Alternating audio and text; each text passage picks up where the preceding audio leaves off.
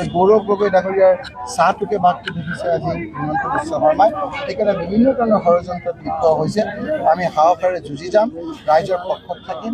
আৰু হিমন্ত বিশ্ব শৰ্মাই ইণ্টেলিজেন্সৰ যদি গম পাইছে যে এইবাৰ তেওঁ যদি নেতৃত্বত থাকে বিজেপি যে তাৰ ক্ষমতাৰ পৰা আঁতৰিব, সেই কথাটো স্পষ্ট হৈ গৈছে। আৰু সেইকাৰণে বিভিন্ন ধৰণৰ ষড়যন্ত্ৰত লিপ্ত হৈছে। আমি সাহসেৰে যুঁজিম।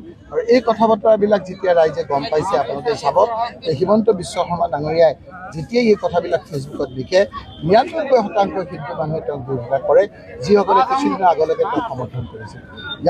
ইয়াৰ কথা হ'ল যে তেওঁক সকলো শ্ৰেণীৰ ৰাইজে বেয়া পাইছে, তেওঁৰ অত্যাচাৰৰ অৱসান ঘটিব কথাটো বিচাৰিছে। আৰু সেইকাৰণে ৯৯% হিন্দু মানুহে তেওঁৰ বিৰুদ্ধে কমেণ্ট কৰিছে। অৱশ্যে 0.1% মুছলমান মানুহ যিবিলাকক তেওঁ মিয়া বুলি কৈছিল, দুই এক সমৰ্থন দেখা গৈছে। সেইকাৰণে আমি কৈ আছোঁ যে যেতিয়া মানুহৰ বেয়া দিন আহে, শাস্ত্ৰতো এষাৰ কথা আছে যে বিনাশকালে বিপৰীত বুদ্ধি। এতিয়া তেওঁৰ বিপৰীত বুদ্ধি আহিছে। বিভিন্ন ধৰণে ৰাইজক ভাগ কৰাৰ ষড়যন্ত্ৰ কৰিছে। ৰাইজে এই ষড়যন্ত্ৰ প্ৰত্যাখ্যান কৰিব আৰু কংগ্ৰেছৰ নেতৃত্বত আমাৰ ইণ্ডিয়া এলায়েন্সত ইয়াত চৰকাৰ। যথেষ্ট বিতৰ্ক ক'তো হোৱা নাই। দুজনমান ল'ৰাই মোক চান্দা তুলিবলৈ আহিছিলে।